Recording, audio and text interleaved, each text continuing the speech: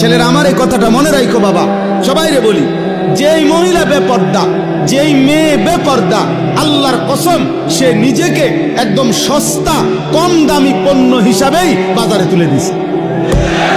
হ্যাঁ, সে নিজেকেই তুলে দিছে যে আমি আমারে তুলে ধরলাম, এবার আঙ্গাল কাঙ্গাল আতু লুলা যা আসো, ঠ্যাং ভাঙ্গা মাথা ভাঙ্গা যে আসো, বুড়া জোয়ান প্লাস্টিক রাবার যা আসো, আমারে দেখো, আমার আমি ছেড়ে দিলাম।